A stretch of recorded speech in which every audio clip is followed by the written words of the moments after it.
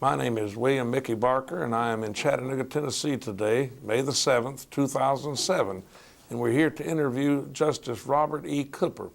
This interview is taking place as a part of the Legal History Project of the Fellows of the Tennessee Bar Foundation.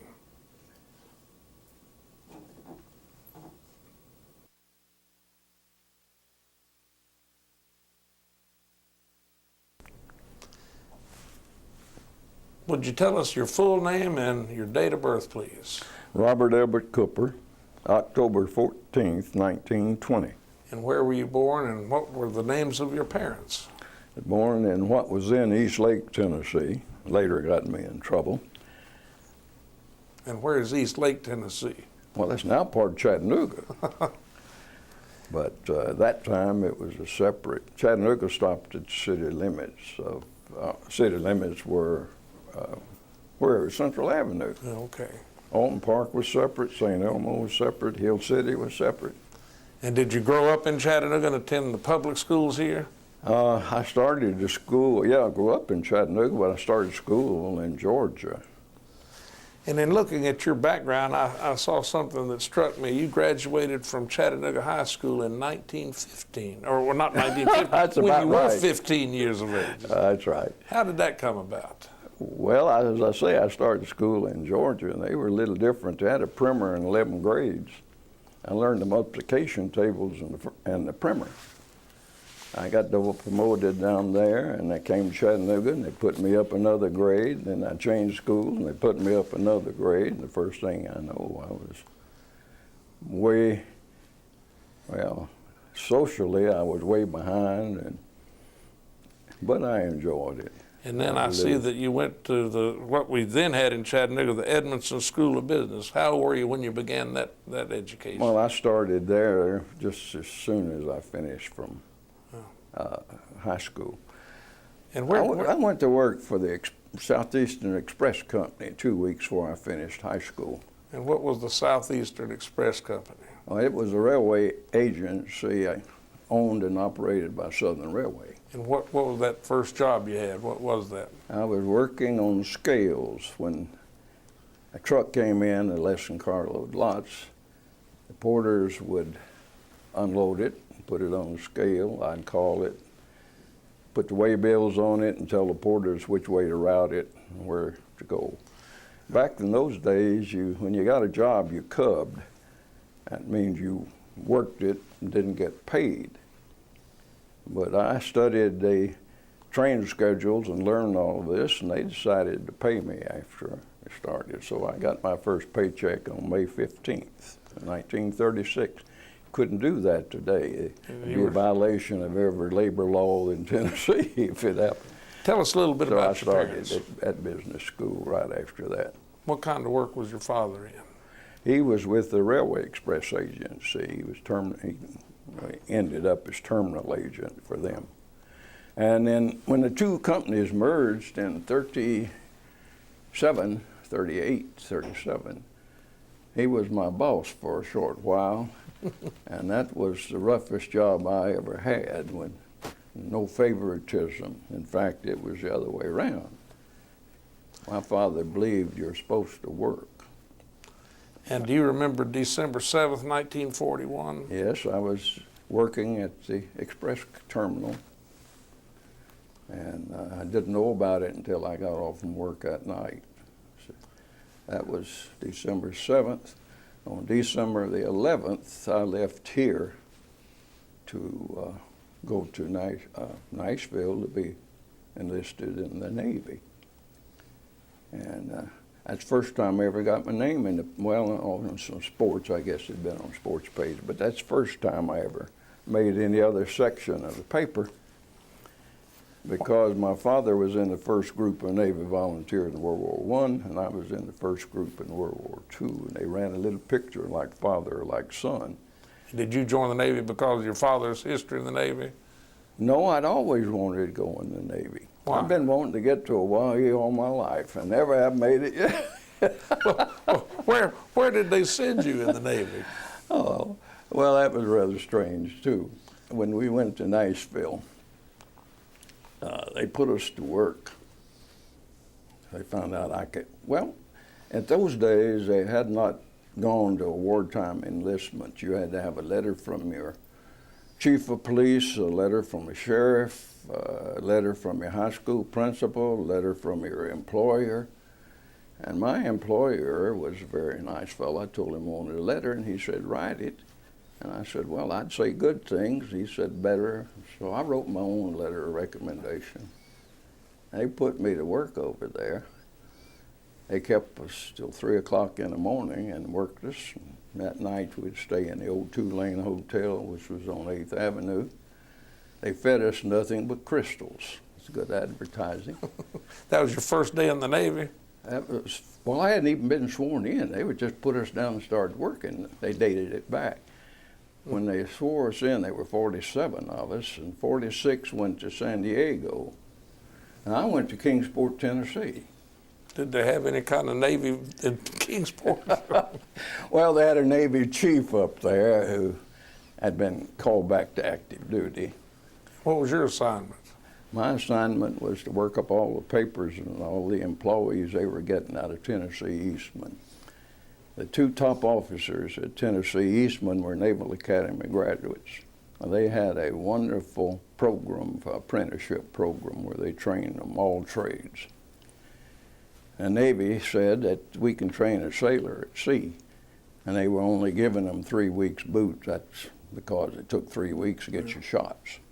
But we can't train the people that operate the ships at sea. So they made a deal, and Tennessee Eastman made it with their employees, that if a man, say, was an apprentice electrician, went in the Navy, got a rating as an electrician, the time he stayed in the Navy as an electrician counted to his apprenticeship when he came back, which was a good deal. And we got about 1,000 of those semi-trained employees. Did you spend the entire 4 years in Kingsport? No, I eventually ended up in Chattanooga, of all places. So you came back to your hometown where you had begun your enlistment. Yeah, that's right. And what did you do when you got here? Well, we operated the induction center, and I was what they call a ship's rider. I had a nice CO who lived in Cartersville. He stayed at Cartersville, and my job was to be sure to notify him if anybody was coming up to see him, and let me run the place, I guess would be what it would be. So you spent the entire war in Kingsport or in Chattanooga and never saw a ship? Well, that's the first 2 years. Well, I saw a ship, but that's about it. I never went to sea. The Navy decided eventually to send me to school. The Navy had, for some reason, they felt that you had to have at least 2 years of college to get a commission. Okay. At this time, I think we're going to take a short break. Okay.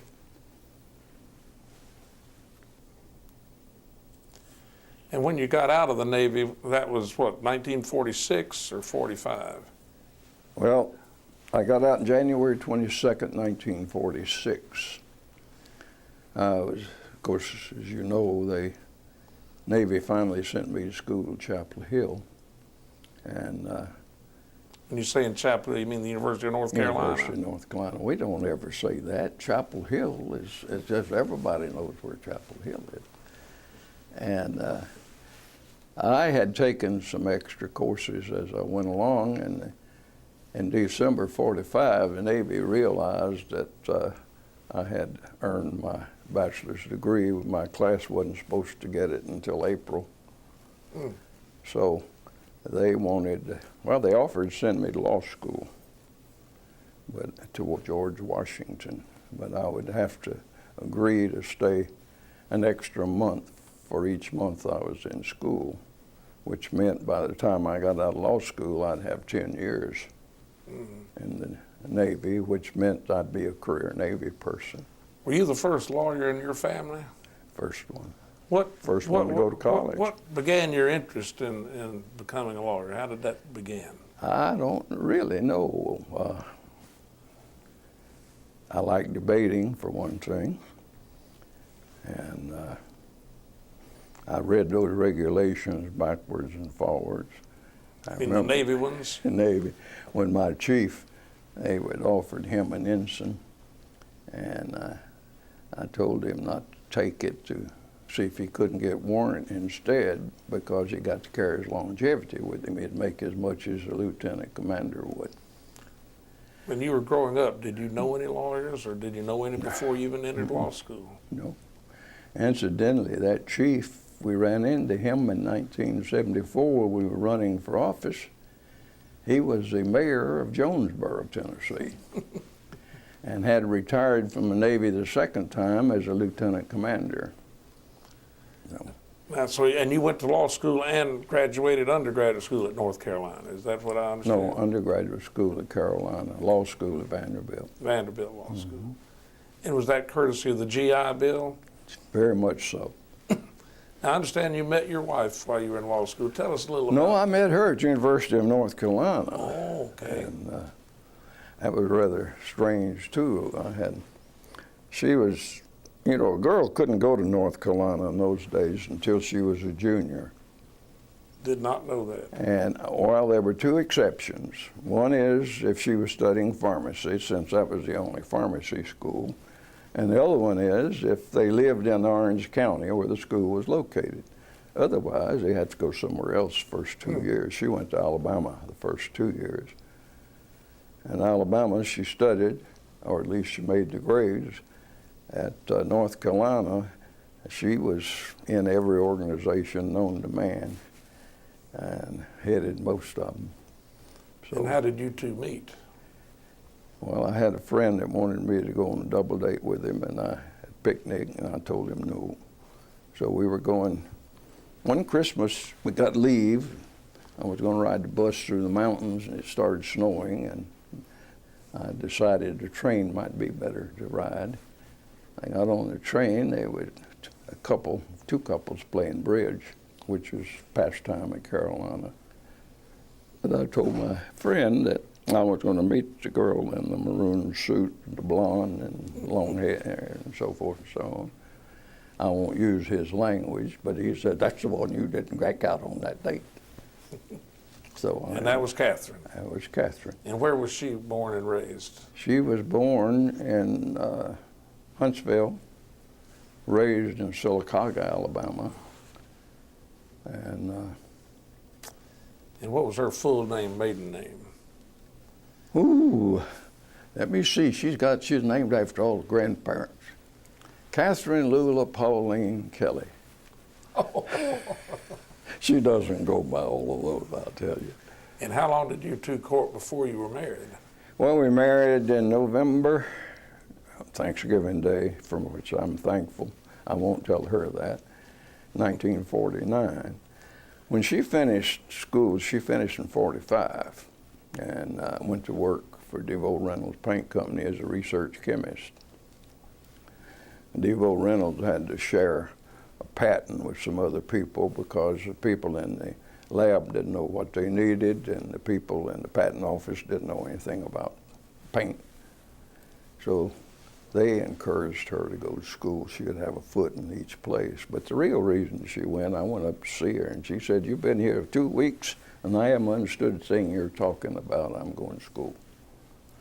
So she, on February of 47, she enrolled at Vanderbilt.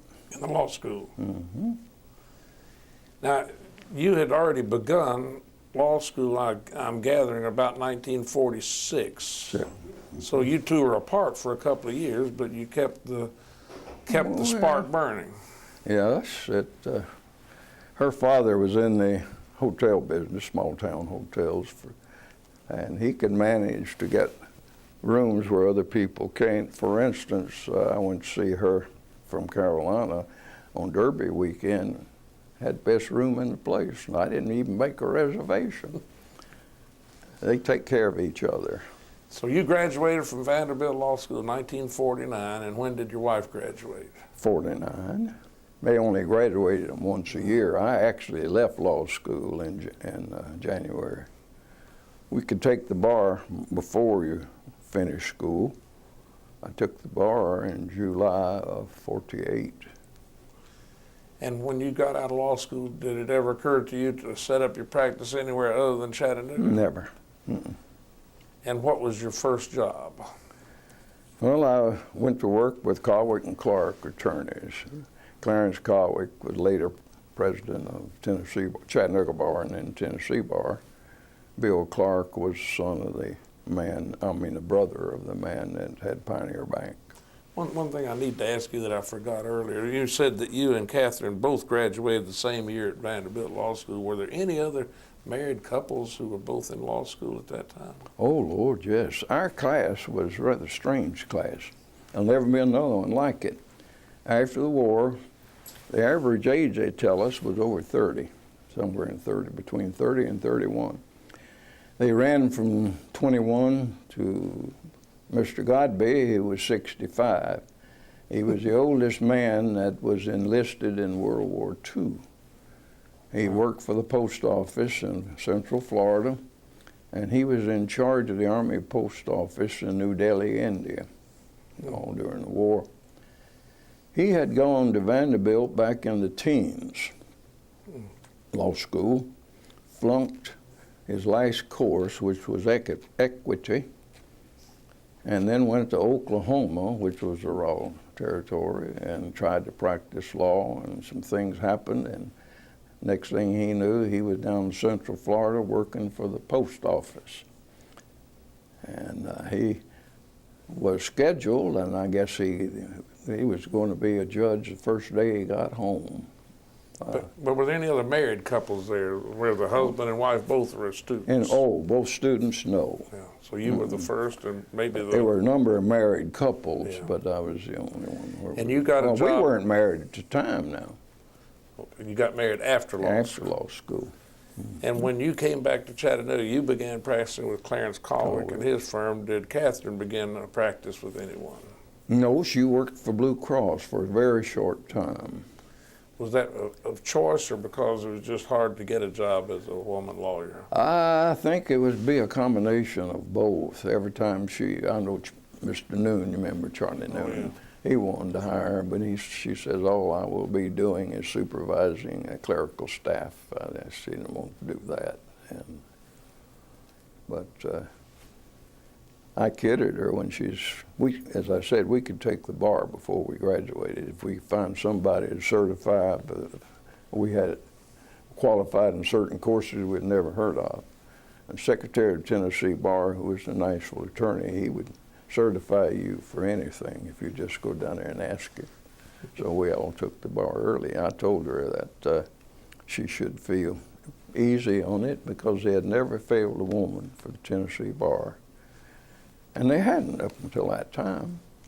How many had taken it at that time? Oh, I don't know, just a handful. But a girl from Yale Law School failed it. She took it the same time Catherine did. So the weapon that I had, I lost in a hurry. Well, I've heard that. No, Catherine, the only time she practiced was when I was on the Court of Appeals. When I was 39, I had the measles, the mumps, and rheumatic fever one spring. That's why I'm so young now. That was my childhood. But she got a little worried about it, and she went down and practiced with my former partner, Al Barger. And I remember one incident. Everybody liked her. She wasn't abrasive like I am. And she asked me about a case that she said, I'm going to settle it. Is this enough money? And I said, I haven't practiced for a long time, but I think it's a good settlement. I said, ask Harold Brown. Remember Brownie? I said, Brownie would know.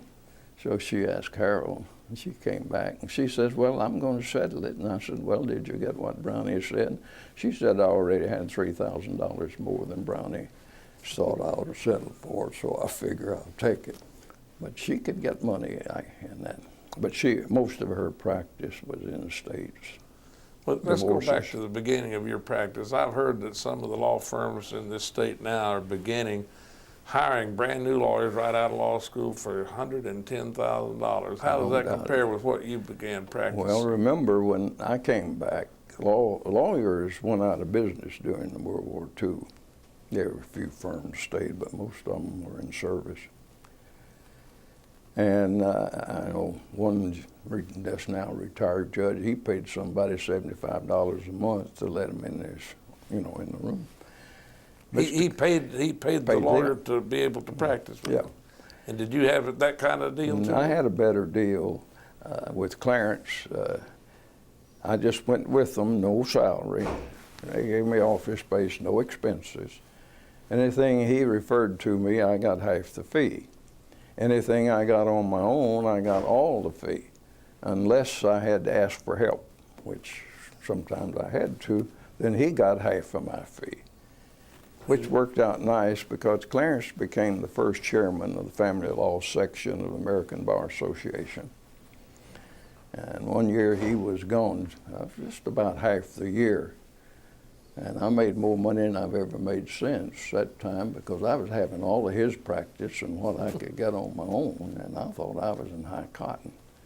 I made more money the first year I practiced law than I would have made had I been Chief Justice of Tennessee Supreme Court. Now, when you were a young lawyer, there used to be a practice where you could be a part-time prosecutor in the district attorney's office. I think you did that some too, didn't you? All they had were part-time assistants. When you look at what they have today, we had 3 part-time assistants and 1 investigator. We had 2 criminal courts, and of course all the other courts. And I wanted trial practice. I wanted to be in court, and it's hard for a lawyer to get in court. So I went to work part-time for General Smith, W. Corey Smith.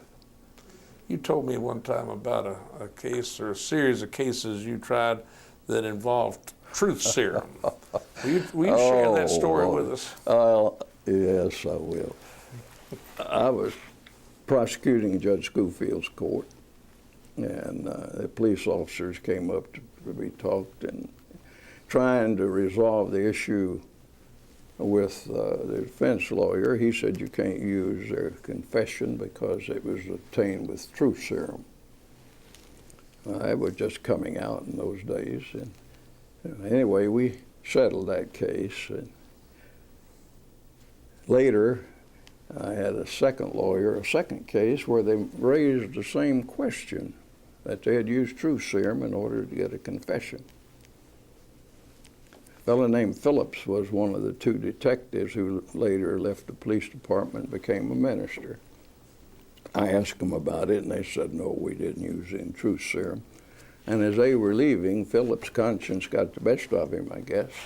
He said, we didn't use it. We just made him think we did. I said, well, how did you do that?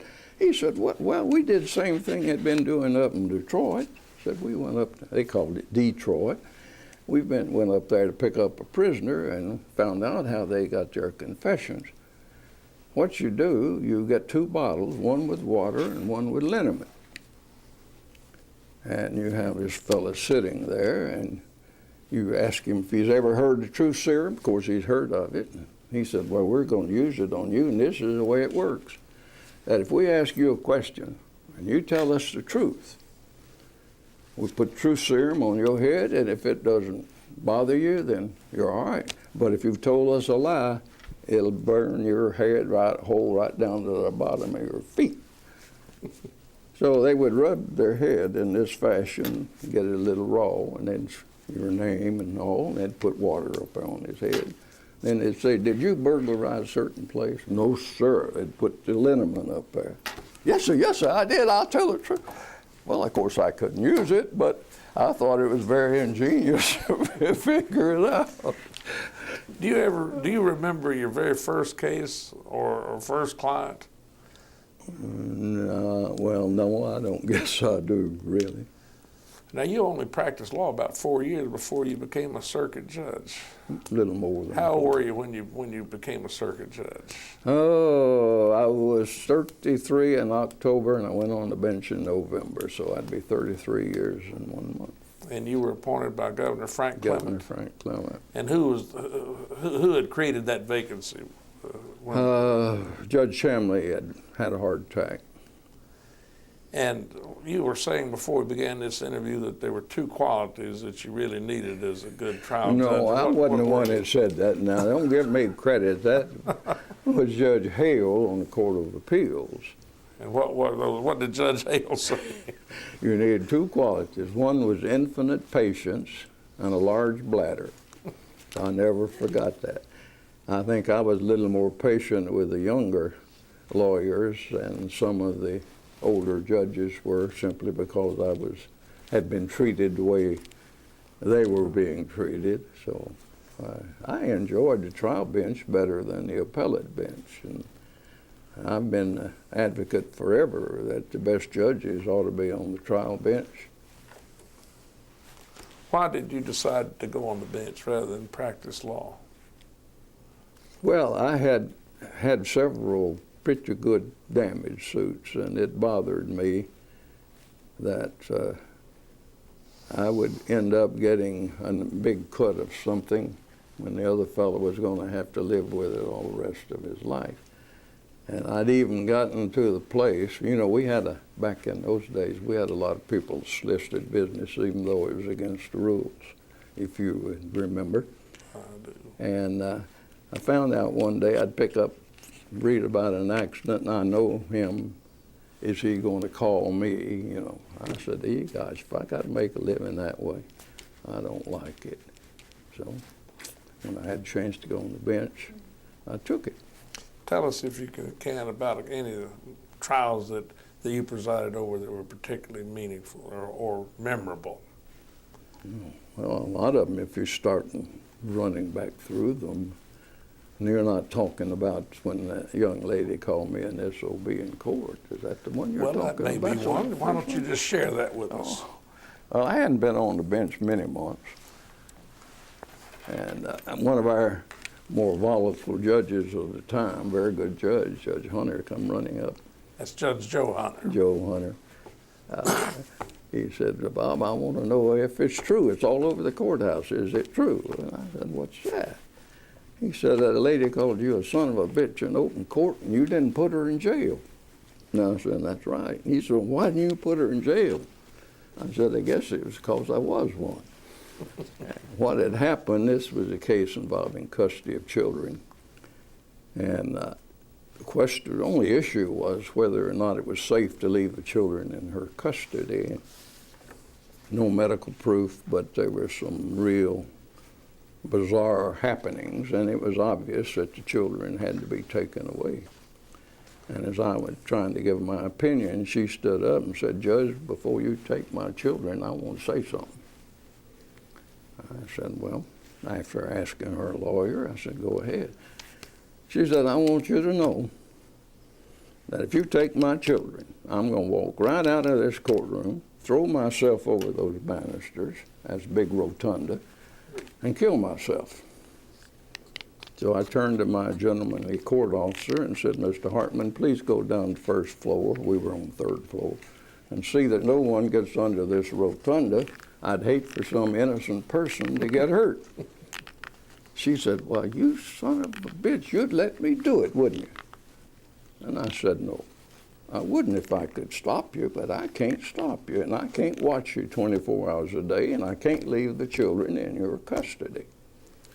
I would suggest you go out and turn yourself in at Moccasin Bend." That's the mental hospital, state mental hospital here in Chattanooga. Out on the bend. So she left, and I didn't hear any more about it. But before I left the trial bench several years later, she came in, I don't know if I remembered her, and after talking to her, I did. She said, "What you said about that was like throwing cold water on me," and I went right straight out at Moccasin Bend and had myself admitted. They found out that my condition could be controlled by medication. It's been nearly 5 years now. I'm back with my husband, I've got my children, and everybody is happy, and I want to thank you. So that time, just on impulse, if I'd been a little older, I may not have done it that way, but it just did it anyway. So Now, I remember that one. when you were appointed by Governor Clement in 1960. 53. 53, right. And then you went on the Court of Appeals in 1960. Now, Peabody Howard retired. and did you have to run for any elections during that period you were a trial Well, judge? Yeah, and I was appointed in November of 53. I had to run in March of 54, and then that was primary. And of course, then if the Democrats Right. you're elected, or then I had to run. Did you have an opponent? Yeah, Judge Joe Goodson, Sessions Judge, ran against me. He was backed by our two political bosses then, Judge Schofield and County Judge Wilkes Thrasher. But they had overlooked the fact that I had managed a campaign, and when I set it up for me as well as for my candidate. Now, when you say you managed the campaign, you were Governor Frank Clements, Hamilton County campaign manager. Was that your first venture into politics? No, I ran once for the legislature, and thank heavens I didn't get elected, but I was very disappointed. I lost by 63 votes. And that was from, well, we had a young lawyers group that met at the Patton Hotel, and most of them were 40, young lawyers, 40 and up. I was the baby. And I was said something about the quality of the candidates running for office. And when I got back to my office after going to the courthouse, there was a petition there, signed and everything for me to qualify to run, with a note, put up or shut up. So I decided to run. And of course, when I ran, I was doing it more for advertising. That's the only way a lawyer can advertise. When was that, about 1950, 51? Yeah. I'd been gone for years, you know. So I'd always introduce myself as Bob Cooper, an attorney running for the legislature. You know, I enjoyed it. Back in those days, you know, the signs on all the doors of lawyers would say, Bob Cooper, attorney and counselor at law. And we don't see that counselor at law anymore. Have you seen a change in the practice of law through the years? Oh, yes, it's more of a business now than it was. You could just leave when you wanted to. You didn't worry about the bottom dollar. You made it, and then the lawyers are different. I can remember before they air-conditioned the courthouse, when the home plate, you know, a block away, I could tell you who was arguing the case when I got to the home plate. And we really had... Home plate was a restaurant about a block from the courthouse. And some of the things that happened even before I did, we had court 6 days a week. And of course on Saturdays we usually heard uncontested divorces. The 3 circuit judges would take 2 weeks at a time. I was Division II, Judge Ballard Division I, and since Judge Ballard was difficult to get an uncontested divorce from, they'd all hold it until I came in, and I've had as high one day, the biggest one I had 51 uncontested divorces on one Saturday, and had 3 workers' comps on the same. So that was Judge pretty Ballard funny. hard to get an uncontested divorce from? Well, he was an excellent judge. Judge Ballard would take your uncontested, he'd check everything on it and read it slowly. It'd take you 30 minutes for him to read it. I know Joe Hunter came to me and said, we ought to talk with Fred about that. I said, don't do it, because he has made the lawyers pay attention to detail. They didn't know whether he's going to get the case, or you're going to get it, or I'm going to get it. And he's doing our work for us. Let him do it. He also was, as we all are, he was hard of hearing. And I had some fun. There were a group of lawyers waiting and all standing around talking. And I walked by them and I said, y'all know that Judge Ballard's got a set of hearing aids now. You never saw lawyers disappear so fast in your, in your life. He was a very good judge.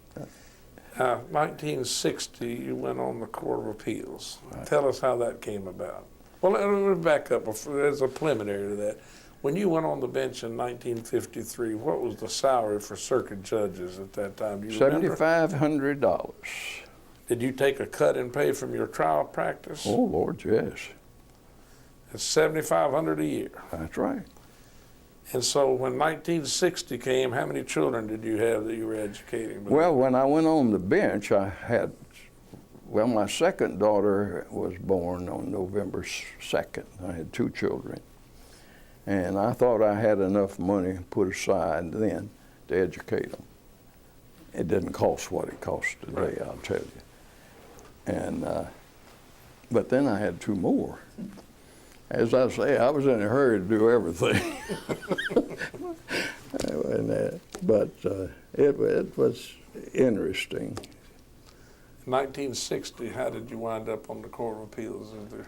Well, that came, I was ready to come off and go with a local law firm. Was it mainly for monetary reasons? It was for monetary reasons, and I wrote the letter to Governor Ellington and got a call back. And he said, "Who have you told about this?" And I said, "Well, my wife knows it, but that's the only one." He said, "Don't tell anybody. How would you like to be on the Court of Appeals? Could you do it if you went on the Court of Appeals?" And I said, "Well, I don't know. But there's no opening." And he said, "Yes, there is. I got Peabody Howard's retirement letter a week ago. And I don't want you to tell anybody because I want to get somebody to take your place." He didn't like to be pushed for different people wanting a job. But he didn't have to worry because they offered it to 4 people before the 5th one took it. Again, because of salary. In those days, there wasn't any judicial nominating commission or Oh, no. judicial selection Well, commission. here they had the bar voted. And they counted it. If you were first, you got 1 point. If you were second, 2 points. If you were third, 3. If you were fourth, 4. And they added all those points up. I had to be in the top 3. But the governor wasn't obligated to follow Oh, no, that. he wasn't obligated at all, but he'd be embarrassed not to have been. So, And so you went on the Court of Appeals in 1960, and what was your age at that time? I'm trying to figure about 40. no, I hadn't quite reached that mark. I had a couple of months to go. And who were your other colleagues on that eastern section? Oh, Judge Luke McCamus and Judge Hale. And they were as different as daylight and dark. Judge Hale was very quick, very incisive, great knowledge of and flamboyant. Luke was just as steady as a rock. And I think I made, finally got, well, when I went there, they showed up 9:25, court start 9:30. And we put the robes on and went in, and Luke said, "We take these cases 1, 2, 3. You get the first one." First case I got was Electric Power Board. It had to do with something of their retirement. And they had a record about that high. Electric Power Board from Chattanooga. Yeah, a record about this high. And I said, "Don't you think one of you should take this?" They said, "No, it's the best way to show our confidence in you. You go ahead and take it." And but you didn't know which case you were going to get, because if on the docket, if you studied one and somebody then asked for it to be passed to the recall docket, then that would change the whole rotation. Now, when you would go to knock for the whole court, do you remember where you stayed? Yeah, the old Andrew Johnson Hotel. Ate at the S&W, and so we could walk. And what were the price of the rooms back in 1960? Do you remember? No. $25 a night, 18. Oh, that was high price. I don't even think the state allowed that much back then. I know when they created, I had more fun if Judge Ford up at Knoxville, when they created Now, Judge Ford, you're talking about, what's his first name? I know him. Richard Ford? Yeah.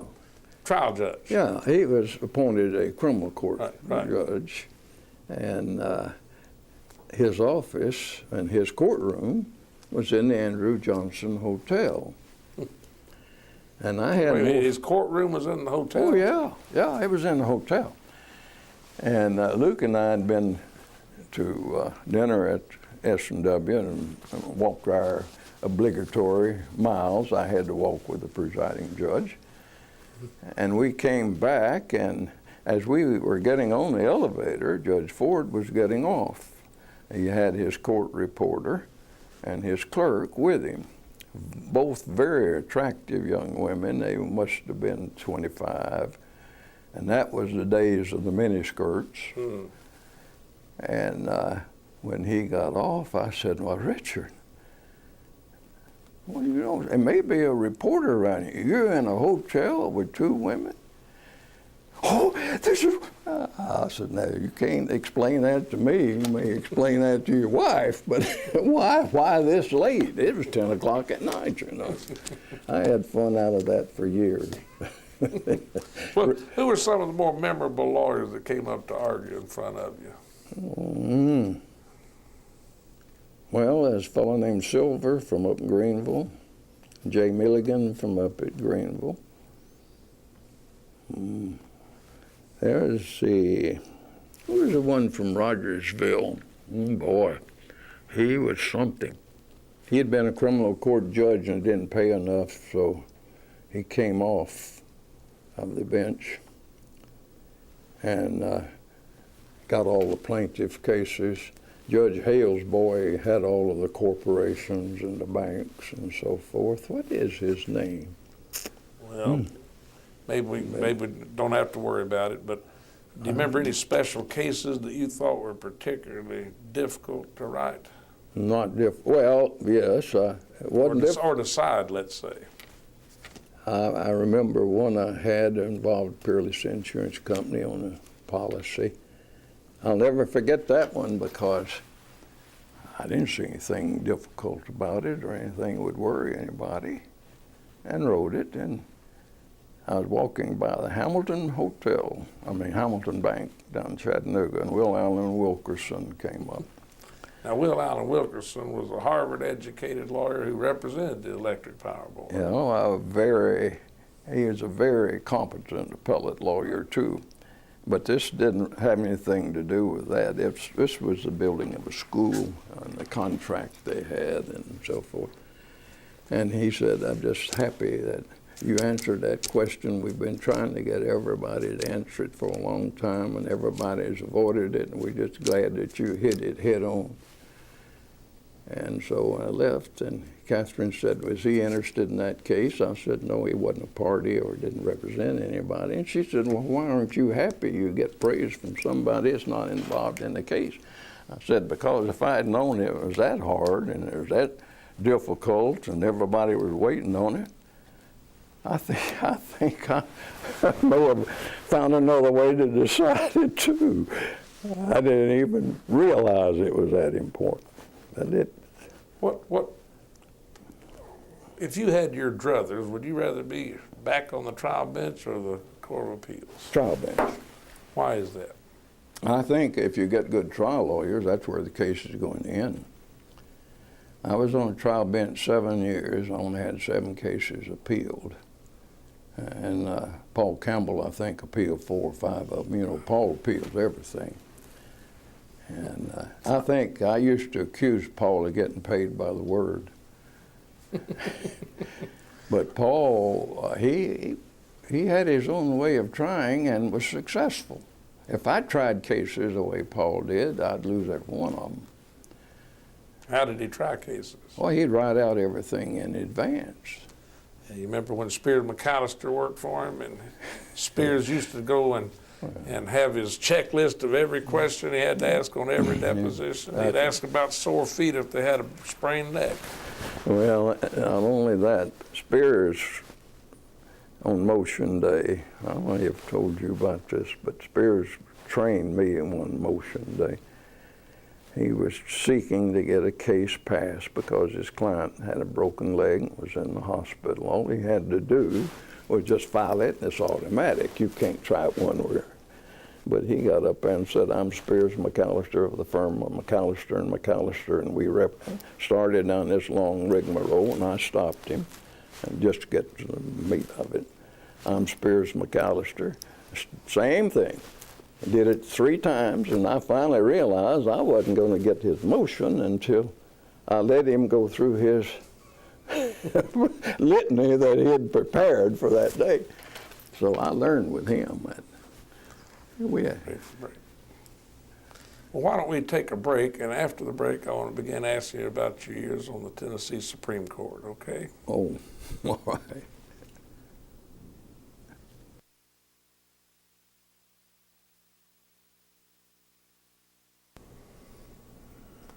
Before we get to the Supreme Court years, let me back up a little bit. Who would you name as some of the folks who influenced you in your early years before you went to the service and when you went into the law, and some of the people who influenced you there? You already mentioned you went to work for Clarence Calwick, and later you became a partner with Al Barger. What other influences did you have? Well, of course, I worked for Corey Smith. And Corey Smith was the district attorney, and Corey had an attitude that I liked, and I used really when I was Chief Justice. He told me, "This is your responsibility. You do what you think is right. I will back you up 100%. If you cause embarrassment to me or to the court or something else, we may go out behind the woodshed after it's over. But as far as public's concerned, that's the end of it.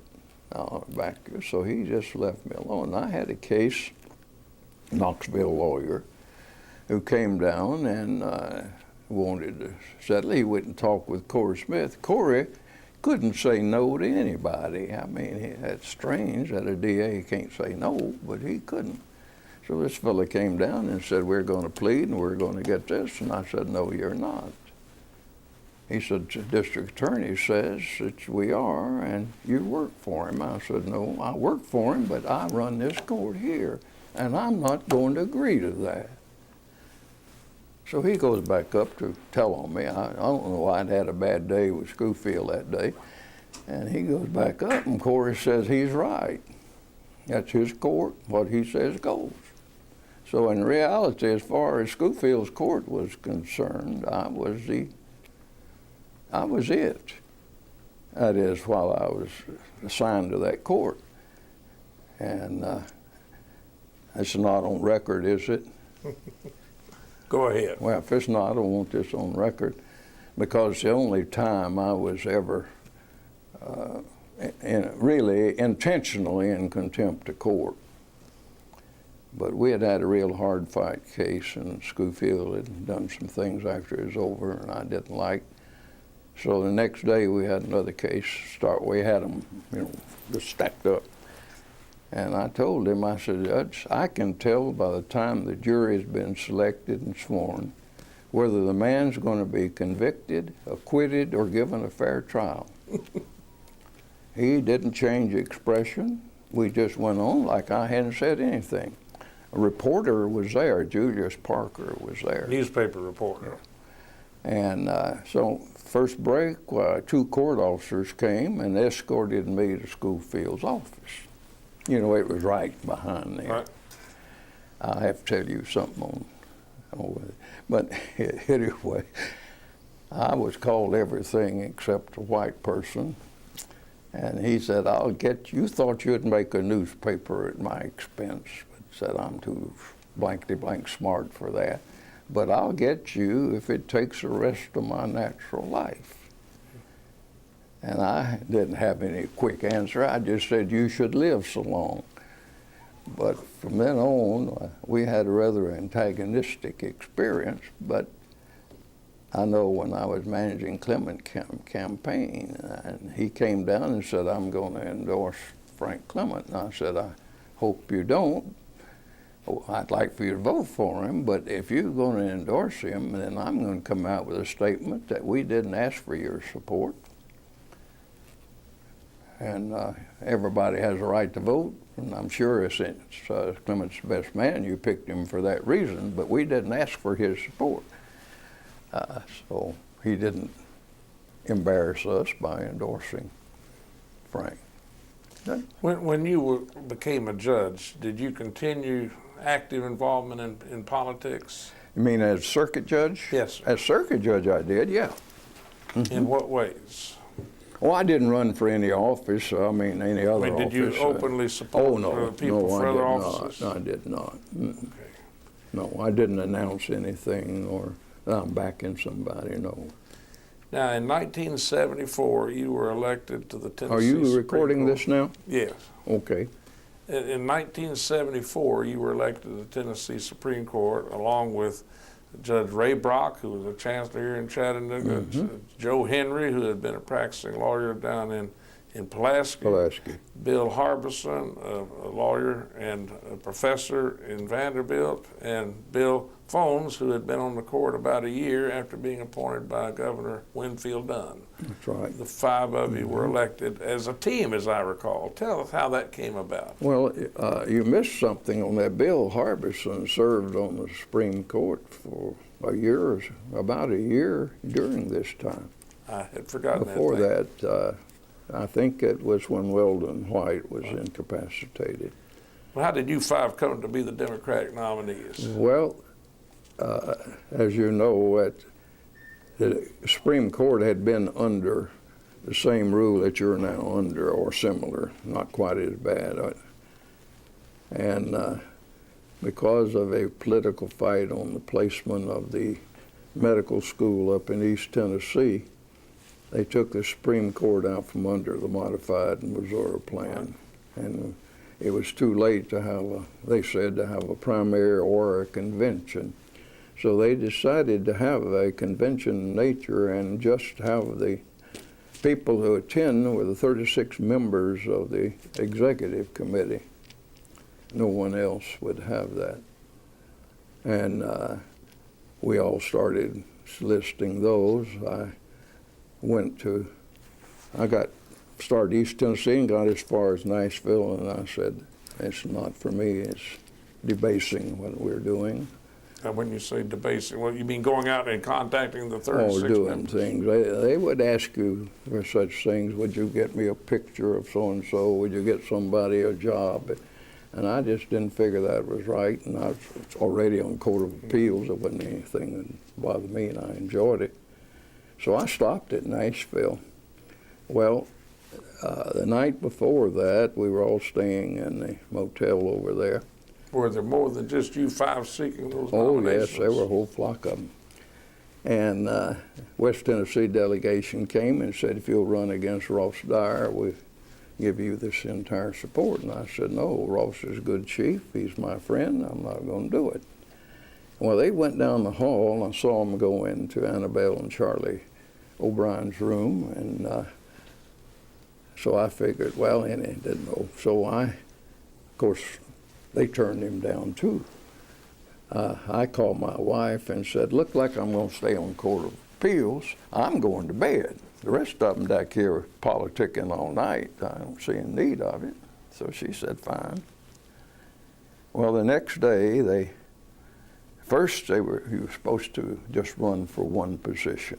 Well, then they had a motion on the floor to change that where you could run both for the section job and then for at large. And then they had a motion that we'd start at West Tennessee instead of East Tennessee. I figured that they had everything locked up. Well, when they finally, West Tennessee, Phones got nominated on first ballot, 20-16. I came to Middle Tennessee, Harbison. They had enough votes to beat him. They were going to have two from Middle Tennessee, Judge Hale from Cookeville and Bonnie Cowan from Nashville. They didn't trust each other, evidently, because Bonnie got 14 votes and Judge Hale got 5. That would have been enough to have elected them, either one of the two together. And so then they dropped Hale and ran Bonnie against Bill Harbison, and Bill got nominated 19-17. Then it came to East Tennessee, and they had 3 finalists over at East Tennessee: Charlie O'Brien, and Ray Brock, and myself. I got 13 votes, Ray got 12, and Charlie got 11.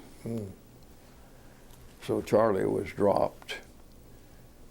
And on the next one, So those were your East, Middle, and West representatives. not the at large. No, I'm just saying It started at West. Bill Fones was going to be the East or West West. Tennessee, and Bill Harbison was going to be the Middle Tennessee, I and was you were gonna- East Tennessee. If I got it, I'd be East Tennessee. And they had 2 at-large candidates.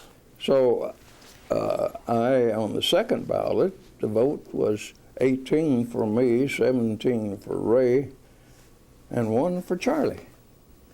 Now, I feel sure the one for Charlie was a Miss Gore. I had talked to her, and she The took, senator's mother. no relation. She worked, Annabelle had gotten her a job with the state.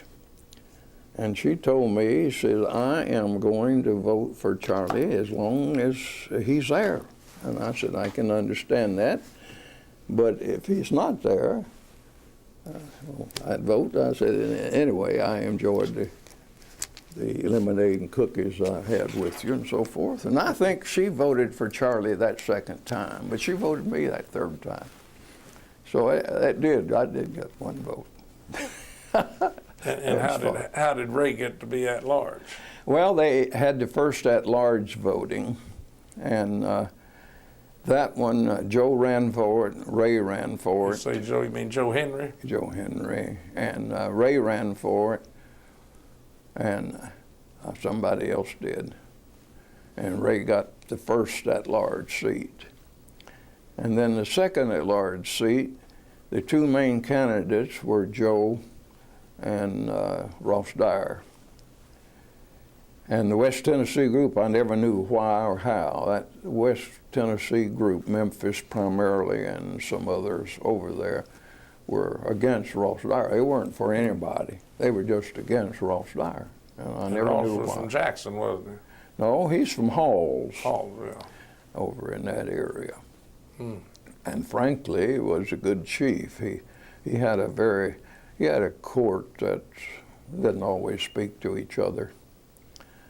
I remember when 2 of them were applicants for the same appointment. One of them told the other one after he had already been, the other one was appointed, and I won't mention their name. He said, you and I both know you're not qualified to tie my shoestrings.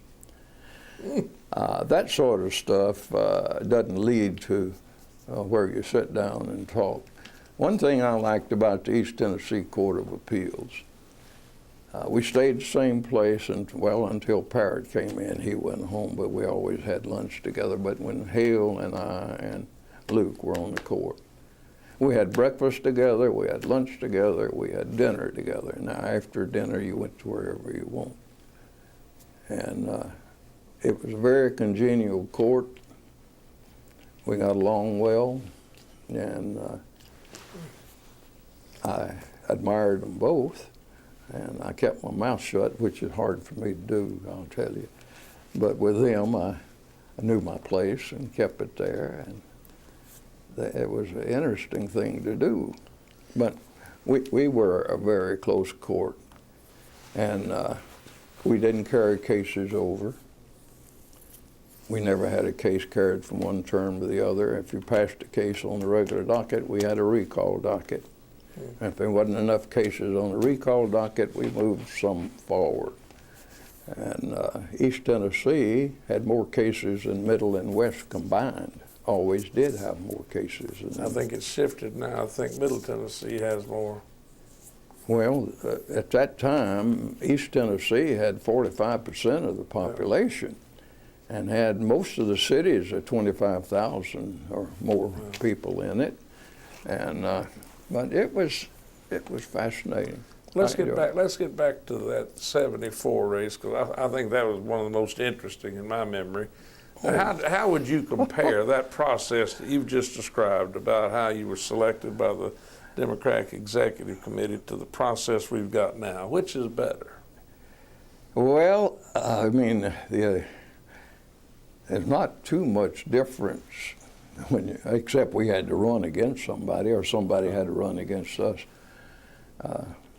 Harbison had some pretty severe competition the first time. I don't think Phones had any the first time, but everybody else did. Who was your opponent, do you recall? One of the Abels boys from over Marion County. all three of them. Bill's one ran against me, the older one. And the Republicans, he was a strong Republican, but they wouldn't endorse him. I mean, the fact of the matter is the Republicans would have, back when I didn't get the nomination in '90, the Republicans wanted to run me. I had something in that race that none of the rest of them did. Clay County didn't take what the Democratic Executive Committee did. They got their own slate. And I was the only one of the 5 that was on that slate. So I had Clay County, both coming and going. I think the reason I did, my daddy was off the top of that mountain, and that's the only reason. There must have been a lot of Thompsons and Coopers up there. That's all I can figure out. You 5 Democratic nominees ran as a team, as I We did, remember. Tell and us we a little ran. about some of those Oh, experiences we had that a lot of summer. fun. Bob Toon, we got a motor home from Bob Toon, and I told them that any group that can ride a motor home where the air conditioner goes out and you're in West Tennessee where there are no trees or no green, no nothing, and you don't kill each other, you're bound to be able to get along when you sit down and start talking about cases. And could you? Oh, yeah. And as I recall, Joe Henry was the first chief in that new group. No, Bill Phones was. Bill Phones was. Yeah. And that was because he had had the year experience, or was there any other reason? Well, I think that would be it. I was second. Joe wanted to be first, and Joe wanted to be second. Joe wanted, well, the ones for third, they weren't going to say anything. They both sat there and kept quiet. Joe said that if I don't get it up, at least here, I won't live to be chief. And actually, he died right at the end of his term. He had that down.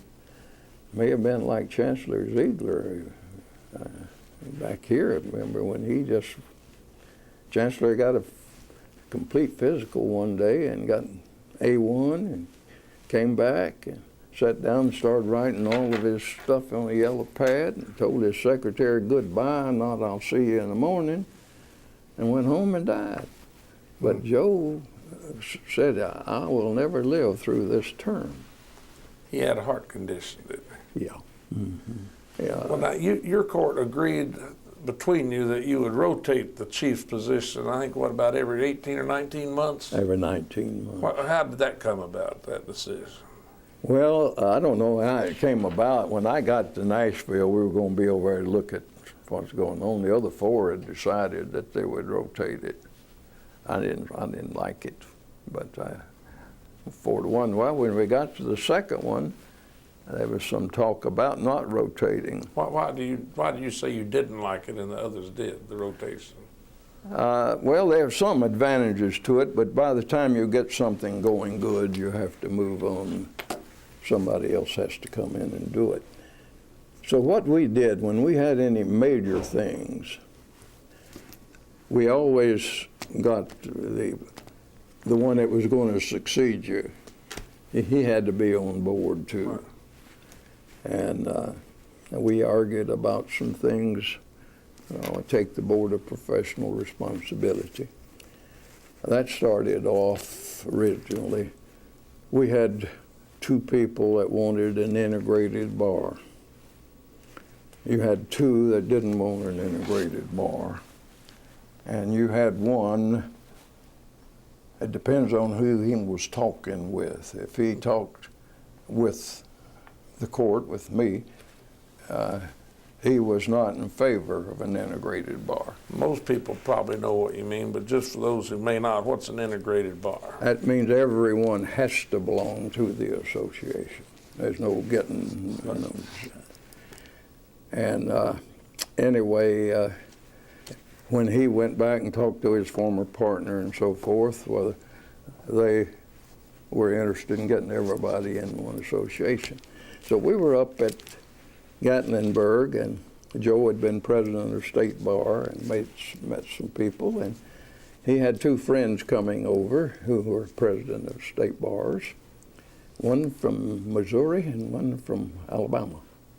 Both had integrated bars, and they were going to speak on the advantage of integrated bars, which we said, all right, and they told us what they did. Now, in Alabama,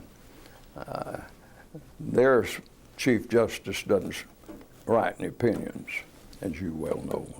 You might think about that. I didn't know that. You have to get a little bigger court. Their court's divided into two 4-court sections. He sits to break the tie on each one.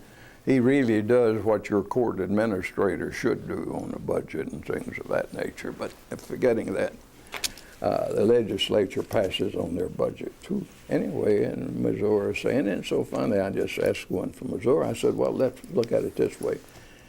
If they didn't have the integrated bar, would you vote to have it? He said, no. I said, Joe, there goes your argument. You bring a man over here to sell us on it? The man says, no. If I had anything to do with it, we wouldn't have it. How did that play into the Board of Professional Responsibility? Well, we had to have integrated bar discussion. We had to have some way. The biggest speaking for the integrated bar was the discipline of attorneys who break the rules. I had the dubious honor or pleasure of trying the last private local disciplinary case. I tried to get you to take it, BPR, then it Rule 42, and they said, oh, go ahead and finish it. That wasn't fun. No, it's not fun. And so anyway, we decided, I think North Carolina, ours is patterned on North Carolina. And I know some of my classmates sued me, sued us.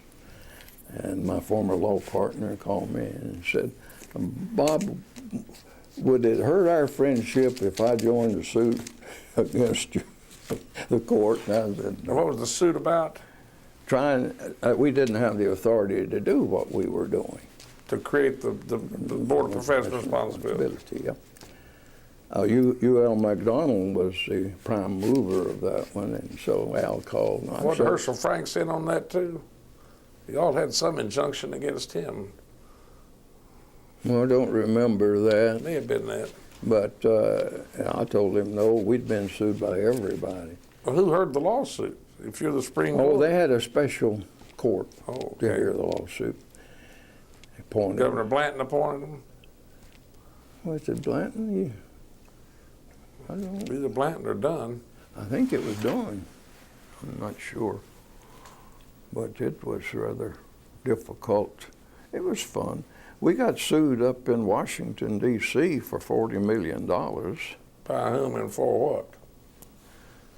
A fellow that had been disbarred for damages, he said. Loss of future earnings? Well, I must say this. Remember the Taylor-Turley controversy? I do, but some folks viewing this that's recording when, might not tell about that. That's when Dunn appointed Turley. Right. And Turley didn't want to leave the U.S. Attorney's post in West Tennessee unless he could get by that election, that first election, because there hadn't been any Republicans elected to the court. So it wasn't on the ballot. And Taylor, who was a Court of Appeal, had been a Court of Appeals judge, had a write-in ballot. Wrote it, he got maybe 3,000-4,000 votes. And Chancellor Frick Stewart declared him elected, and well, it was nice. Well, on Labor Day, because we did not hold court in Knoxville. I was on Court of Appeals. We didn't hold court in Knoxville until the first Monday after Labor Day. And Ross said, "What are you doing?" I said, "I'm raking leaves." He said, "Well, are you having court on Labor Day?" And I said, "No, it'll be the week after." He said, "Fine, you come over here and sit over here. We have vacancy, and we want you over here." I said, "Well, I'll come." On the Supreme Court? on Supreme Court. I said, I'll come, but I don't want any cases. He said, you'll only get one out of every 5. I said, well, I went over there. And they said, this is what we're going to do. We're going out there and open court, and then we'll come back and then make our announcement, and you come back and we will let you robe and you go out. We'll hear the cases. Well, I stood out there. That place was packed, and they had all kind of radio people outside. Taylor Turley. Taylor Turley, and they were sitting on the front. Who's going to be seated? Is Taylor going to be seated, or is Turley going to be seated? Well, in reality, neither one of them are going to be seated. That was in about 1972. Yeah, that's when phones got the appointment eventually. So there was some fellow out there talking on the radio trying to fill in time. It's a historical occasion, history to be made. We will have 5 judges on the Supreme Court. They have 5 benches there, and there are 5 fresh glasses of water in front of them. Just going on. I knew that it wasn't going to be seated because I was going to be up there. Well, when I got back to the room, turned on TV, I found out that Cecil Brandstetter, a very good friend of mine, had sued me. And they were going to serve process. He was trying to get jurisdiction. Federal court? And no, state court. And I was sitting there and Ted chatting. They served me at dinner. He said, aren't you going to read that? And I said, I will after I finish eating. I don't want anything to disturb my, I've got to read that. And I said, fine, go ahead. So all I got out of that was to have to write 5 Supreme Court opinions and get sued by a good friend of mine. You've said several times during this discussion that it was fun. What is there you think about your outlook on life that made judging fun? Well, I don't know. Don't take myself too seriously, I hope. Try not to anyway. Try to see the good side of things. I like the mental gymnastics you have to go through sometimes to decide a case. What was your approach to decision making? That's a really broad question, but I don't know how to put it any better than that. You mean, well, I'd read their briefs first, and then read the record, and all the time I'm reading the record, I'm formulating my facts. Most of the time, once you've found your facts, the correct facts, the case will fall out, lay itself out.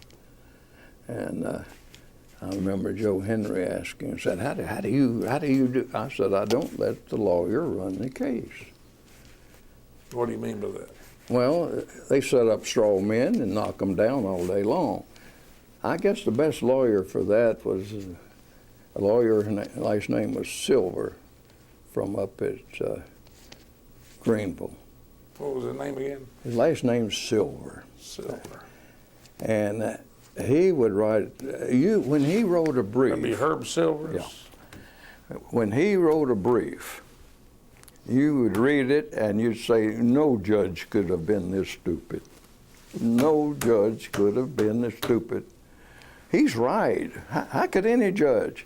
But when you got in the case, you find that he had tried to take you this way and that way and this way, and the way to go is this way. He was the best I ever saw at it. And I'm sure he won a lot of cases because he could do that. He was a good lawyer, a very good, qualified lawyer. Bernie is not too bad at that himself. That'd be Bernie Bernstein. Let me ask you a couple of maybe broader questions even. The 1974 court is the way I like to refer to that group that you just discussed, the 5 of you. You probably are known to have done more to bring this judicial system into the 20th century perhaps than any other court. What were some of the accomplishments that you can recall and that you're proud of? Oh, well, of course, getting different rules of the court, one thing. He was trying to make it uniform.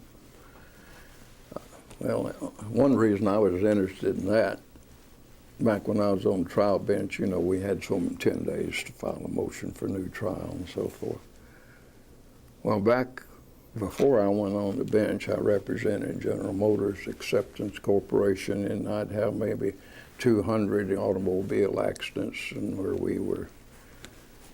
And I had referred one of them to McKenzie up at Dayton, and one to That's Wendell McKenzie. Wendell McKenzie at Dayton, and one to Harold Duncan.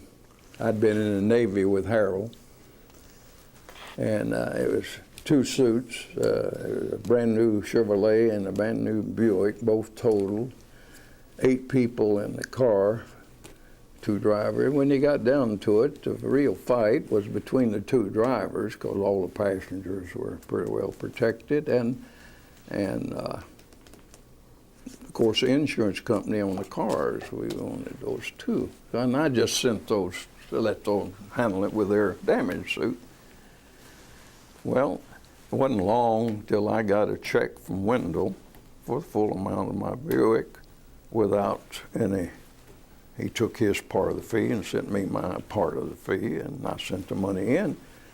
In about 90 days, I got a check from Harold Brown for the full amount of that Chevrolet.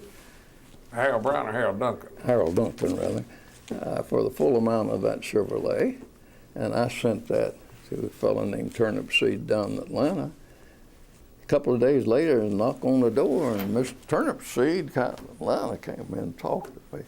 He said, "I want to know how you did this." And I said, "Well, got full recovery on both cars. They were both insured by State Farm. And you got full recovery on both." And I said, "Well, that's simple." Another fellow who was with Spears Moore Redmond, later a judge, he didn't know they had a 30-day rule on motion for a new trial over there, so they paid off the first 20 days. Actually, there's no motion filed. And then on the 30th day, that judge up there gave Duncan a new trial. Second time, you know how they practiced up there. The second time, Duncan won.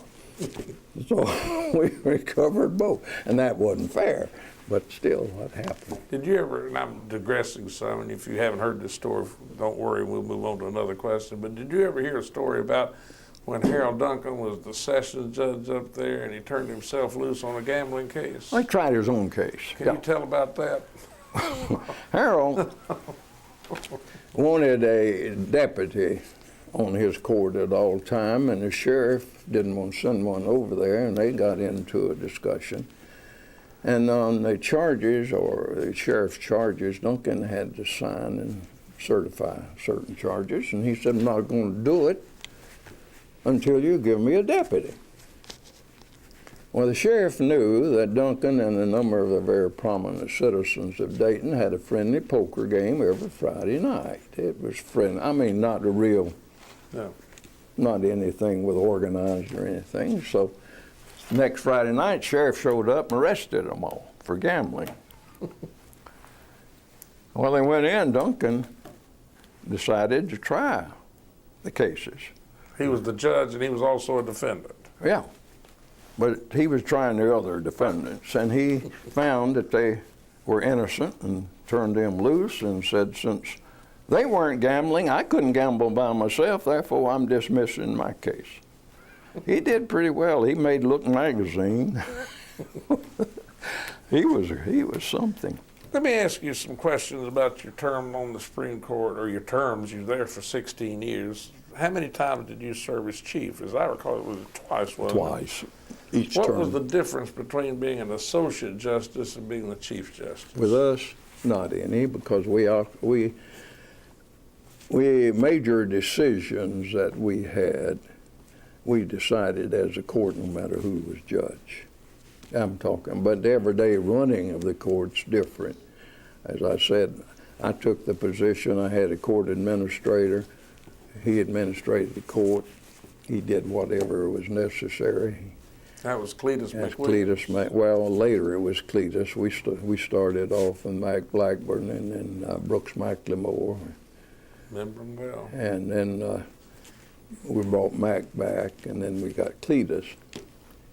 And How many people were, you called that office then the executive secretary. Executive office. Today it's secretary. called the administrative director of Office of Courts. And Mine was, if that's his job, let him do it, and then I would back him, or we would have some discussions. And if he had anything new, I expected him to contact me. How many employees did Cletus have? I don't know, 15, I guess, no more Would you than be that. surprised if I told you now it's 86?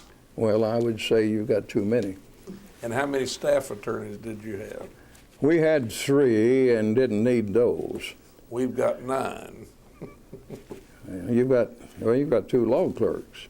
2 law clerks, 9 staff attorneys, 86 employees. Y'all have been much better getting money than we didn't try to get it, frankly.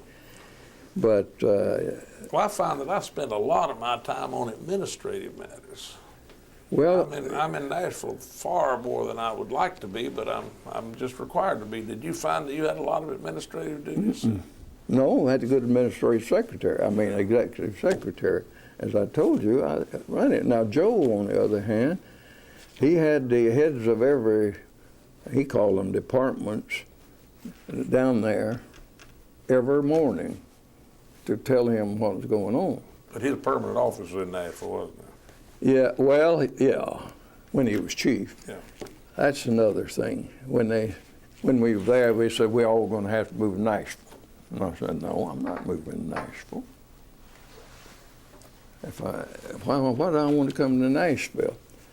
I'm the East Tennessee judge. And people who have business in East Tennessee shouldn't have to go to Nashville. Well, they all got apartments over there. You say they all 4 of the others? Well, Bill lived there. The other 3 got apartments there. Well, Ray, within 2 months, Ray was back home. Within 2 or 3 months, Joe was in Pulaski doing his work, and Bill Phones was in Memphis. You can't work in Nashville unless if you live there and all, you can, I guess. But too much interference with doing your work. The best place for you to be is away from Nashville.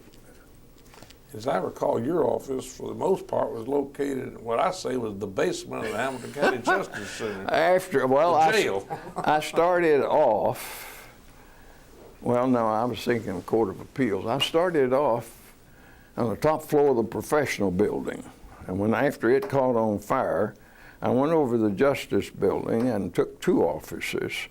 And not only that, my center one had a folding door. And then they had a man who had some beautiful offices. Oh, he fixed them up well. Well, when the county judge then, or later county executive, fired him, I just called the county executive and said, those are mine. He said, well, the sheriff wants them. And I said, well, tell the sheriff I'm not going to get them. That's mine. So I moved in there, and I had 3 offices. I had 2 different ways out. I had the heating and air conditioning for the whole building. If I was comfortable, they better be comfortable because I mean, had the thermostat was in your office, the whole building? Yeah, it was in my office. And now, the county was furnishing it, not the state. well, no, the state paid rent, Oh, okay. a very nominal rent, less than $100, Wow. but they paid rent. And well, they tried to give me an office up here, the one that H. Clay Evans had. We're on the same floor with that office. Let me ask you this. Well, they couldn't get me up here with no way. Well, Smart decision on your part. I went where the law library went. Let me ask you about another issue that I think many of the judges today would be interested in knowing the history of. In 1974, the legislature, or beginning in 1974, I guess they passed this bill in 1973, that gave judges a cost of living increase because we couldn't increase salaries during the term of office, but they did decide to give us a cost of living increase. Did you have anything to do with that, or know the history of how that came about? No, I was on the committee and I wrote the brief. I could have done it without the cost of living because it says that your compensation can be changed, and that's a broad term. I could have interpreted it and had some cases that would have borne it out, but anyway, we did this. Yes, they made it on the average, what is it, the pay of, what was the average income of the citizens of Tennessee? If it went up, we went up. Right. And that was done in 1970. We had the base pay. Well, in 73, they realized that the base pay of the Supreme Court then was $30,000. And they realized that from that time till 1973, it had gone up to $39,000. So they decided that we were going to change that. We're going to do away with this, how the average Tennessean is prospering. We're going to put it on cost of living. Well, cost of living took off like a scalded jackrabbit. And by the end of that term, we were making $72,000. Up from 39. Well, that really up from the 30 that Right. they passed in Right. 70 to 72. We're the only Supreme Court that I know of, unless they had some back in the Depression days. We took a $12,000 cut the next time. They cut it down to 60. 1982. Well, they left the cost of living there, but it was rather strange. We didn't get the first 5% of cost of living. We would get the next 5%. In other words, if somewhere between 5 and 10, we got that. If it was over 10, you didn't get any more, and if it was under, then you didn't. So salaries didn't go up. Then when a new term, because even though I was defeated, it was affecting me too, because I remember that term, we got one, I was a trial judge then, we got one $600 raise in a total of 8 years. that's right. It went up 6% one year or something like One that. year. Yeah. Well, then we decided that we go back to the other one. If they wanted to put a limit on the top, that'd be all right, but we would go back. And I was very interested in that and worked with McWhirter, and he didn't like it. Right. But, you know, the governor, he picked his fights. And this was so well.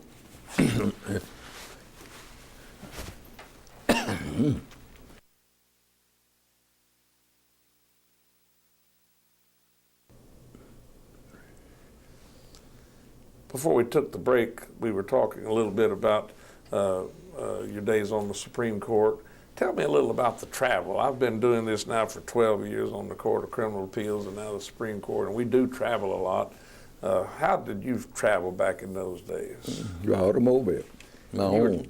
And you were telling us that one of your colleagues on the Court of Appeals from Kingsport, Judge Luke McCamus, traveled different ways than automobile. How did he come to court? Well, most of the time he came by car, but then something happened and he came on Greyhound bus a few times. And that was at a time when we were working to get the raises. And some good Republican support that time for that. And we were kidding Luke that we were having trouble getting respect for the court when he didn't respect it himself riding on a Greyhound bus. We thought he ought to either lease a car or come by air, which would be paid for, of course, by the state.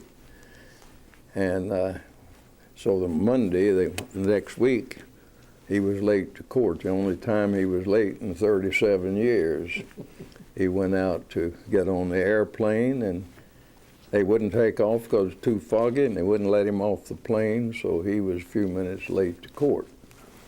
He didn't say anything about it until noon, and we were talking, and I told him then that he didn't know the old axiom, if you have time to spare, you go by air.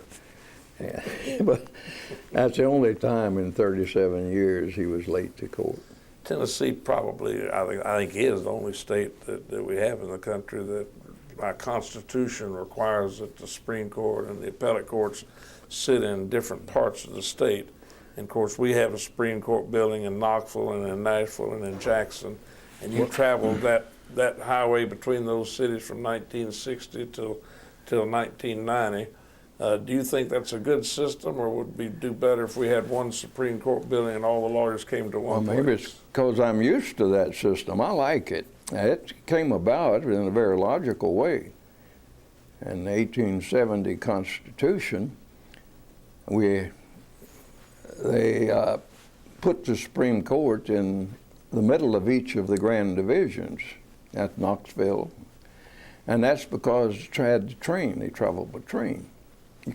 People from Nashville kept Tennessee Central and go, and of course it was easier for 5 judges to travel than it was for 35 lawyers or 40 lawyers to travel. And it was done for convenience of the bar at that time, at least so I've been led to believe, and not for the judges' convenience. Today, they all could come to Nashville, but just think how much somebody from Bristol has to come to Nashville. Well, of course, they could fly, I guess, now.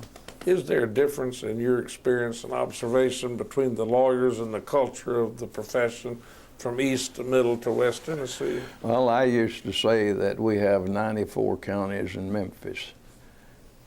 If that'll We give you. still say that. I think sometimes the habits and over in Shelby County, I got a little mixture of Mississippi and Arkansas. And I'm sure some upper East Tennessee have a little Virginia thrown in up there. But the lawyers are different because of the type clientele they have. They develop differently.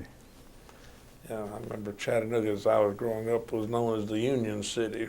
It was probably more unionized than any other city in the state. And Well, that was true, but because they had Union troops there, 2.5 years? And I think half of them, when they went home, turned right around and came back to Chattanooga. Yep. And our leading, what they refer to sometimes as power structure, most of them have a background of north than the southern part. But it's a nice mixture. It's a beautiful place to live. I enjoy it. I agree. And that's the reason I wasn't going to move to Nashville come. I wouldn't mind Nashville being a second. I can remember, though, when I was in Nashville and stayed in the graduate dorm, and I'd walk to law school and wear a white shirt, it would be covered with soot. You learn the first day you don't brush it off. You let somebody come and blow it off. That was the dirtiest place I ever Coal saw. soot. Coal soot. Yeah, because, Vanderbilt's in a swale anyway. And in the background, way background, people in Nashville in the summer, it was a pest hole. We had mosquitoes, swamps, and everything else. That was when you were in law school? Oh, Lord, no. Back early. Oh, okay. And the businessmen there would have farms over around Cookville. Yeah. And they would go over and leave their family all summer, and they'd ride the train, come to Nashville during the week and go back. And I have a Nashville tie that way.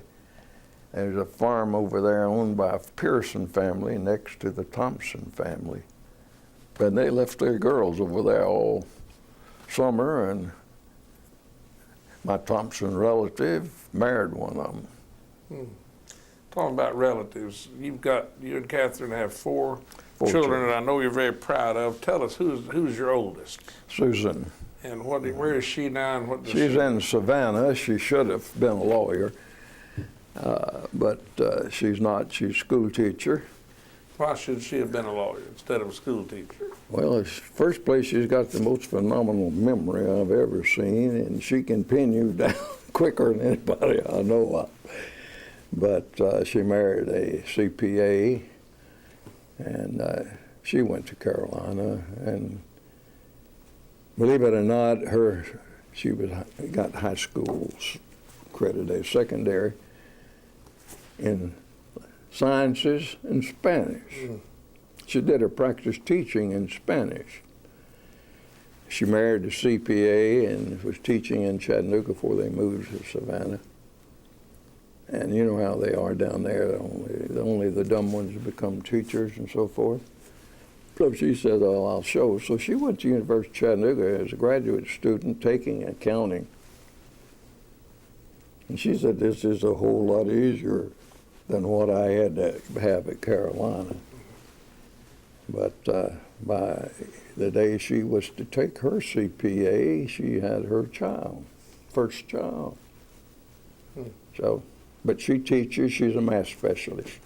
And your second child? Is a teacher, Bobby, she's here. And who's that now? What's her name? Bobby Catherine. Bobby Catherine. Yeah. Bobby named for her daddy? I had nothing to do with it. But anyway, Did she go to Carolina too? Yeah, no, she went to Auburn. How did that happen? Well, that's what Catherine wanted to know.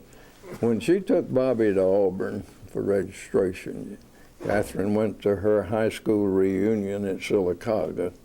I don't think there's ever been anyone who lived in Sylacauga, Alabama, that went to Auburn. They all go to Alabama. So Catherine had to face those people and say, "I'm on the way to Auburn with my daughter." So. And what does she do now? She's a teacher? Oh, she's retired now. She retired at 52. Wow. And then your third child? No, she's going into business. What kind of business? She and two teachers are opening the Between the Bridges Cafe on Fraser Avenue. Oh, in Chattanooga? Yeah. All right. I told her you're going out of the frying pan into the fire, and she said, "No, the fire, we use a frying pan. We're not going to do that." Now your third child? That's Kelly. Yeah. Kelly Ann. 3 girls and 1 boy. Kelly's a girl. And what I was actually looking forward to having a 4th girl because I had a 3-bedroom house at that time over in Riverview. I meant I was going to have to get a bigger house if I had a boy. And where's Kelly and what does she do? Kelly has a degree and is a licensed pharmacist, and she also has a master's in hospital administration. And when her children were born, she was Administrator T.C. Thompson, and then was a Vice President of Erlanger. Her husband is a CPA. Erlanger is our major hospital here in Chattanooga. Her husband is a CPA and a partner in Deloitte Touche out of the Atlanta office. So she had a choice. She went down there, of course. But she works some now as a pharmacist. And then your youngest is who? Or whom? Well, he was named after me. That's Robert E. Cooper, Jr. He's our new state attorney general, isn't he? That's right. Now, as I understand it, and look, I recall back when we were considering the attorney general position, I was looking at his resume. He graduated from Baylor School. Chattanooga was offered a Moorhead scholarship to North Carolina and rejected it and went to Princeton. How did that happen? Over my not strong objection, because I was of the opinion that they ought to pick the school because it's going to be different. I don't really know. I thought he would go up and study math. That was his claim to fame anyway. But he wanted to go to Princeton, and when he went up there on their visit in February, it was a nice spring day and everything. Well, when I went up there on the spring break, I had to stop and buy an overcoat because it's snowing. But no, he just decided that's where he wanted to go to school. I asked him to think about it because I'd told him that I'd get him a car when he went to school, at least his second year, maybe not the first. And to think about it, because if he went to Princeton, no car. Not only that, the money you won out at Baylor, you have to give that to me. And you're going to have to work in the summer. I'll pay you tuition and board and so forth, but whatever you spend, you're going to have to work in the summer. Now you were on the Court of Appeals. Court of Appeals. And so he wrote the Moorhead people, and they gave him 4 months to make up his mind. And I called home from Jackson, and Catherine said, well, he's made up his mind. He's written them and said he's going to Princeton. So he went. And for those who may not know, if he had gone to Carolina on that Moorhead, it would have been free. Oh, well, only free. They give you a summer trip and Yeah. everything else. Yeah. I told him that I thought a great deal of his desire to get a great education, but I didn't think much of his economic judgment. So he was up there, and of course he started as second semester sophomore. And I asked him about that and said, what are you going to major in? And he says, economics. I'm going to improve my Your economics. judgment. So I guess that's what he did. Now, he's the state's attorney general. Before that, he was a partner in Bass, Berry, and Sims. Does he ever call you for legal advice? Mm-mm. When's the last time you gave him any legal advice? And I don't give him advice. I learned that when he was a 7th grader, he had to write a paper, and he gave it to me to read, and I made some suggestions. He was then, he worked, he had so much for watch television, a special program, so much for English, so much for something else. So he was in his room, I saw the light on, and I asked my wife, I said, what's going on? And she said, he's writing a paper. And I said, he's already written it. She said, no, you made some suggestions, which he thought were good, but he felt that was a violation of Baylor's honor code, so he's got an entirely new subject and is writing a new paper. Wow. And so I have not offered him, well now, as one other time in math, incidentally I was a math major, he asked me, I showed him how to do something, and he wanted to know why, and I said, I don't really know why. That's the way that Chinaman taught me. I just don't know why. So he wasn't satisfied with that. He has to know. What have you devoted some of your spare time to? What interest did you have, or do you have? For example, were you involved in civic activities? Or Not any much hobbies, locally, or? especially on the Court of Appeals. That's a job, you get away from lawyers. You should get away from them to a certain extent. No, I was very active on the national and local level with Shrine. I was on the Jurisprudence and Laws Committee. I'm an emeritus member of it. I was on there for many years.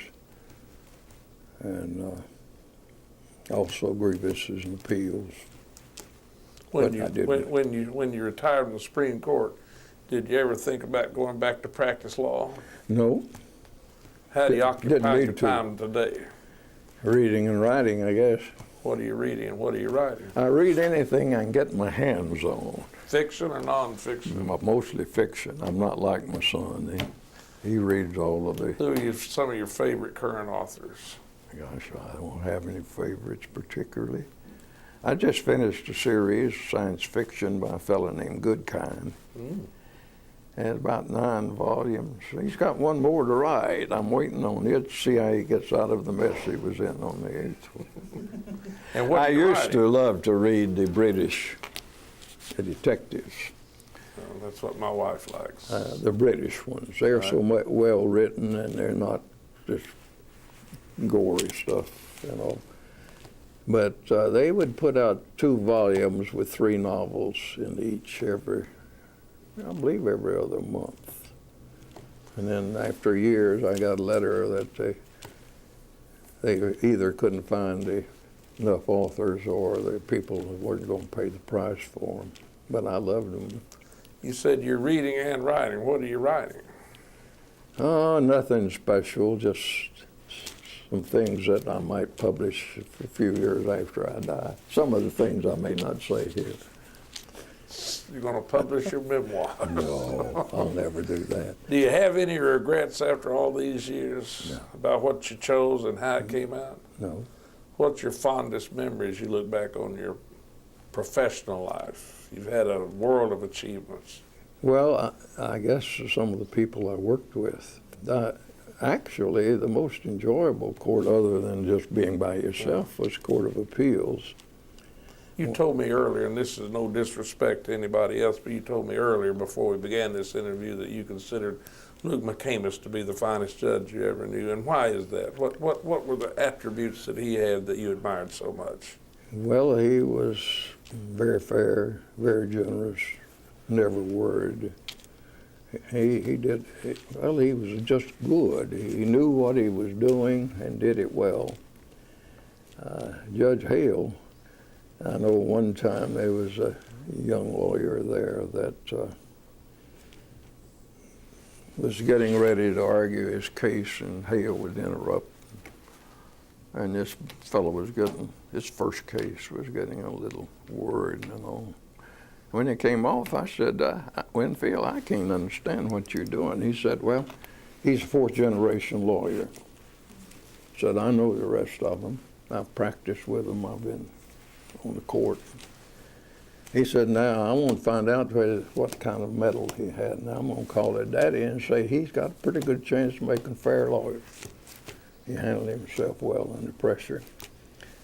The only couple other incidents we had that on cases like that, we used to, if you filed your assignments of error, you had a certain time to file them.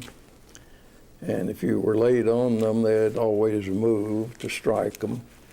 And the only way you can get them for us to strike them is if the delay hurt your client. And so we had one young fellow up there started his argument, and Judge Hale said, well, wait a minute, we've got a motion here we have to dispose of first. The motion is to strike your assignments of error because you didn't file them within the time allotted. I said, he said, your opponent has said they were not prejudiced by this, but we have to have some reason to know it's not intentional. The young fellow just looked at him, started on his argument again, and Judge Hale stopped him a second time and said essentially the same thing. He started a third time, and he was starting back on his argument again. And Judge Hale finally just said, this young man, all we want is some reason that you didn't file them. Just say you were drunk or something. Well, it so flustered the young man that he couldn't read what he had down there. So we passed the case to the Heels so he could settle down and come up. Well, and come to find out, that was his first case to argue anywhere. He had his whole family in the back. And I told Judge Hale, I said, that's one reason now that I don't believe in asking some of these questions from the bench. There's one thing now I do want to say. Judge Henry always said that he would get car sick if he rode in the back of a car. He had to ride in the front seat. Of course, it's more comfortable. But we were having court in Knoxville, and we were going out to UT Law School for Law Day, and how we were going to get there. Our bailiff, or marshal as we called him, was Jim Adams, retired from federal service. And so Jim says, I'll take you. I've got my car down there, and I'll take you all out, and you don't have to worry. And we said, fine. So Joe said, I've got to sit in the front seat on the right-hand side to keep him getting car sick. Well, I'd written with Jim over the years when I was on the Court of Appeals, and I knew how he drove. He's an elderly man. If he parked parallel, he would drive forward to hit the car in front to move it, and he'd back up to hit the car in the back to move it, till he got enough room to turn out. Also, stop signs and red lights didn't bother Jim at all.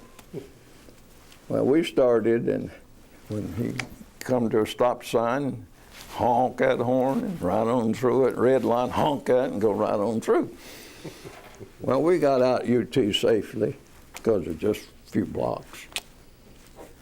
And we heard all of this, the speeches and everything. So going back, couldn't find Joe. We looked for him, and finally we went to the car, and there Joe was, sitting in the middle of the back seat. We cured him of car sickness. He said, "Why didn't you tell me how you drove?" I said, "You didn't ask me. You wanted that death seat up there in the front. I let you have it." But Jim also would sit there. No one could see Mr. Adams except the court. He sat back behind the clerk over on the side, and these cases to him were rather dull, I guess. He'd sit there and teeter in that chair, and he had 2 teeth that were movable brace in front. And he would take those 2 teeth while he's half asleep and run them out on the end of his tongue about this far. And then all of a sudden he'd wake up and he'd pop those teeth back in place. Well, it got under Joe's skin.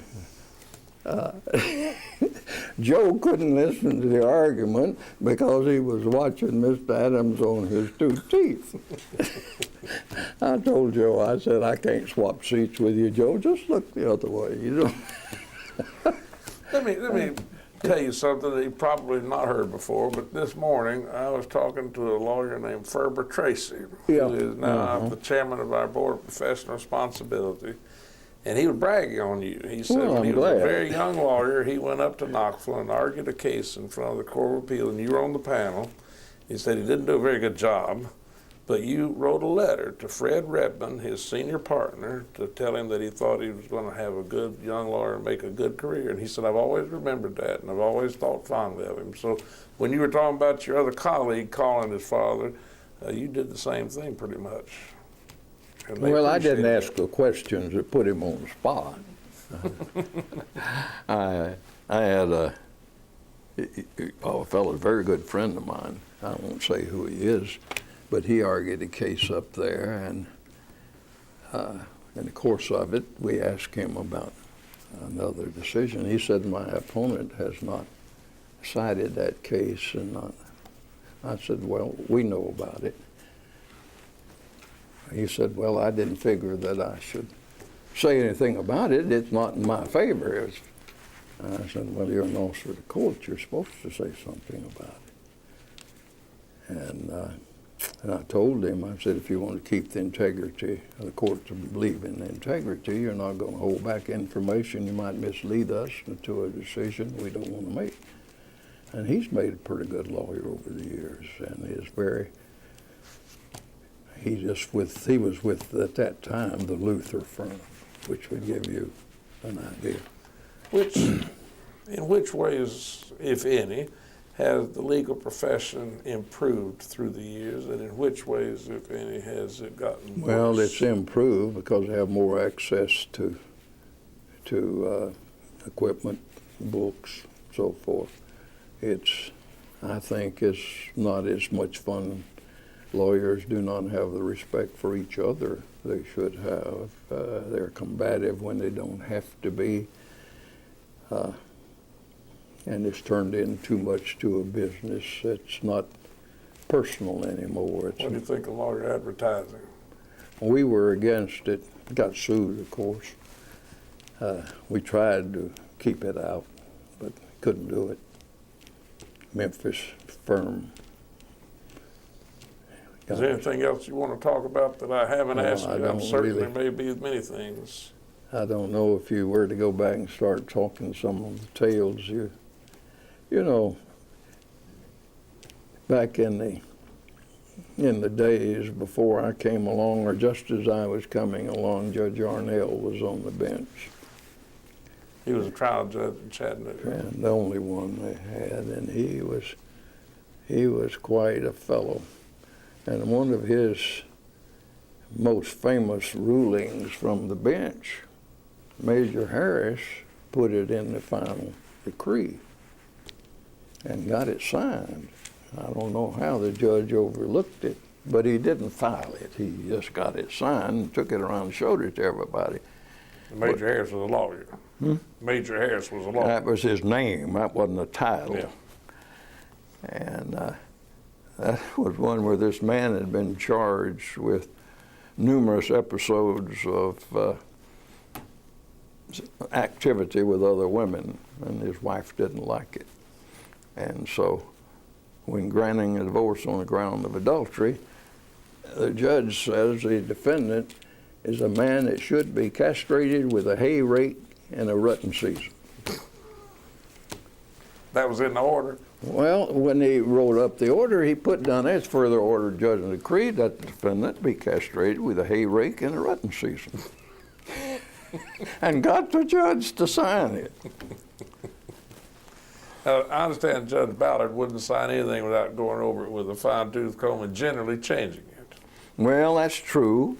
But as I have said before, when Judge Ballard was doing those technical things, it helped me and it helped Joe Hunter, the other judge, because lawyers never knew who was going to get the case. So their pleadings were in order and everything else was in order. I don't ask for you to be self-congratulatory, but I do want you to be honest. What do you think you have contributed to the jurisprudence of this state and to the profession? Oh, What do you want to be remembered for? Don't expect to be remembered. There's nothing deader than a judge out of office. I mean, so what?